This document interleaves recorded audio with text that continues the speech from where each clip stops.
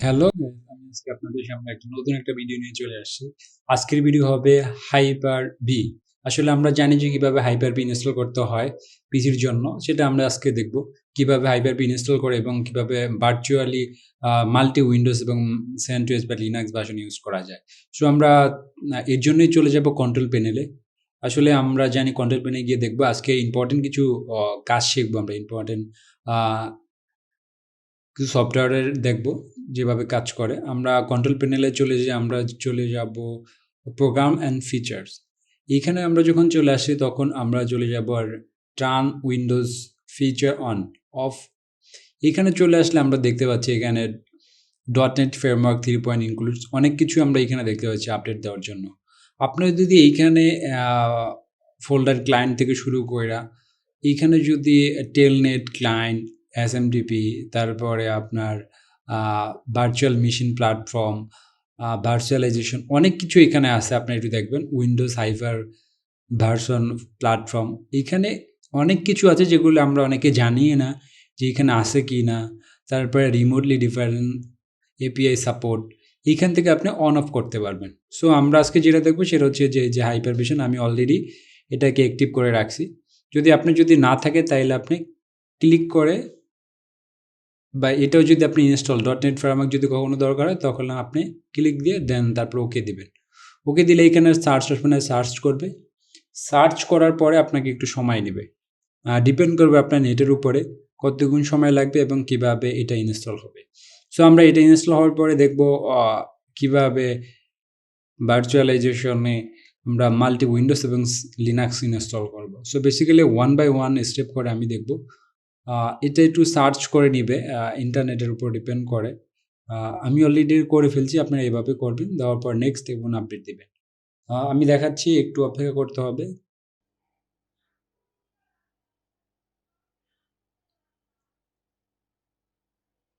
এখানে আসার পরে দুটো অপশন আসবে। এটা হচ্ছে don't download files, no change will be mode UPC. আপনি দিবেন let's Windows updated and file. এখানে ক্লিক করার পরে আপনার এটা ডাউনলোডিং রিকোয়ার্ড ফাইল দেখাবে। সো এটা কমপ্লিট হওয়ার পরে আপনি একটা রিস্টার্ট দিবেন।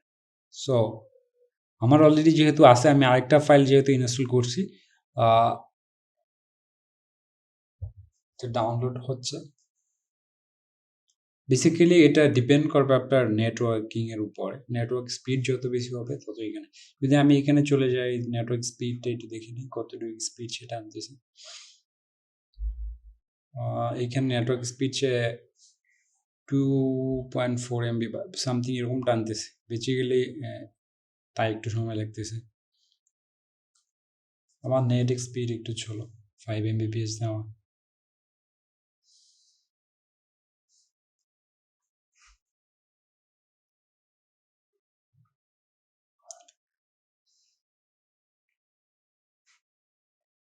আমি আবারও রিপিট করি এটা কিভাবে আমি এখানে আসলাম। ফার্স্ট অফ অল আমি আপনার যদি এখানে যে আইকন যদি না থাকে, আইকনটা আনার জন্য আপনাকে কি করতে হবে, প্রিপেয়ারেন্সে যাইতে হবে। আপনি প্রিপেয়ারেন্সে যাওয়ার পরে থিমস থেকে আপনি আইকনটা শো করে দিবেন। কন্ট্রোল প্লেন শো করে দিলে দেন ওকে দিবেন। যদি এইখানে যদি না আসে দেন আপনি যদি চান এইখানে কন্ট্রোল প্যানেল যে সার্চ করলেই হবে। সার্চ করার পরে আপনি এখানে চলে যাবেন। এইখানে চলে যাওয়ার পর আমি আবারও রিপিট করতেছি, এটা প্রোগ্রামস অ্যান্ড ফিচারে যাবেন। ফিচারে যাওয়ার পর আপনি এইখানে টার্ন উইন্ডোজ ফিচার অর, এইখানে আসার পরে আপনাকে ওই অপশনগুলো দেখাবে যেগুলো আমি ক্লিক করে দিলাম। সো বেসিক্যালি আপনারা একটু চেষ্টা করবেন, আর যদি কোনো প্রবলেম হয় তাহলে অবশ্যই কমেন্ট করে জানাবেন। আশা করি আপনাদেরকে আমি হেল্প করব।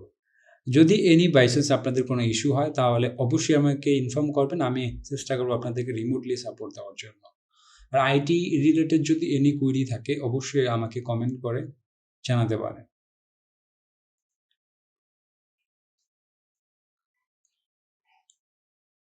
আশা করি একেবারে শেষ পর্যায়ে চলে আসছে। ভিডিওটা লেন্দি হলেও আপনারা একটু ধৈর্য সহকারে দেখবেন।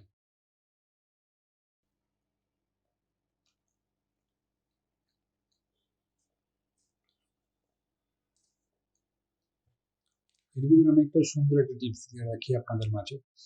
আপনি যত বেশি এগুলা নিয়ে আপনি যত বেশি ঘাটাঘাটি করবেন তত আপনি বেশি শিখতে পারবেন। যদি দেখা যায় ঘাটাঘাটি করেন না তাহলে আপনার শিখতেও পারবেন না। ঠিক আছে?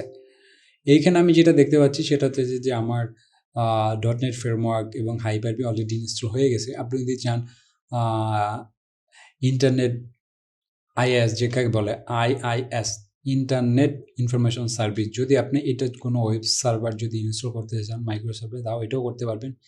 এটা যদি হোস্টিং ওয়েব কোর এটাও যদি আপনি যদি ইনস্টল করতে চান আপনি এইখান থেকে করতে হবে। আর তাছাড়া আপনি করতে পারেন অনলাইন থেকে ডাউনলোড করে। আমি মনে করি এইখানটাই সবচেয়ে থেকে বেস্ট প্ল্যাটফর্ম, যেটা হচ্ছে যে যদি আপনি ইনস্টল করেন তাহলে এইটাতেই অটোমেটিক সে ডাউনলোড করে নিয়ে নেবে, আপনার কোনো প্রবলেম হবে না। ডাটা সেন্টার ব্রিজ নামে আমি যেটা বলি, আপনার ডিভাইস লগ, ডাটা সেন্টার, তার অনেক কিছু আছে যেটা আমি বলে সময় নষ্ট করবো না, আপনি একটু দেখবেন। Active directory light weight directory service, যেটা আসলে অ্যাক্টিভ ডিরেক্টরিটা উইন্ডোজ সার্ভারের একটা ইম্পর্টেন্ট জিনিস ইউজারকে ম্যানেজ করার জন্য। সো বেসিক্যালি এইগুলা নিয়ে আমি আবারও কথা বলবো। আমি উইন্ডোজ সার্ভার এবং এগুলা সিরিয়াল অনুসারে ভিডিও বানাবো। আশা করি আমার সাথে থাকবেন এবং আমাকে সাপোর্ট করবেন। যদি আপনাদের ভালো লাগে অবশ্যই লাইক, শেয়ার এবং সাবস্ক্রাইব করবেন। আমি আমার চ্যানেলটা অনেক দিন যাবৎ তৈরি করে রাখছি। ইভেন কিছু ভিডিও আমি প্রাইভেট করে ফেলছি, যেগুলা আসলে আমি তৈরি করছি কোনো ফিডব্যাক পাই নাই ওয়েবসাইটের। আশা করি এই ভিডিওগুলো আমি প্রাইভেট করে দিছি। ছোটো কিছু ভিডিও আছে যেগুলো ফানি করে আমি তৈরি করছি। এখন থেকে পার্মানেন্টলি আমি ভিডিও তৈরি করব আপনাদের জন্য। আশা করি আপনারা আমার সাথেই থাকবেন। এখানে অলরেডি চলে আসলে Windows completed the required change, that's why already হয়ে গেছে। যদি আমরা আবারও এখানে চলে যাই, এখানে দেখেন অলরেডি একটা দাগ চিহ্ন চলে আসে, দ্যাটস মিন এটা ইনস্টল হয়ে গেছে।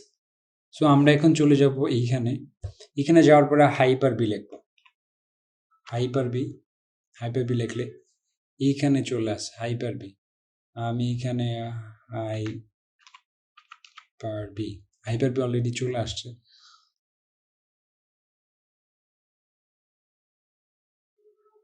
আসলে Hyper-Vটা উইন্ডোজ সার্ভারে ইউজ করা যায় এবং আপনি উইন্ডোজেও ইউজ করতে পারেন, বিকজ উইন্ডোজ প্রো লাগবে।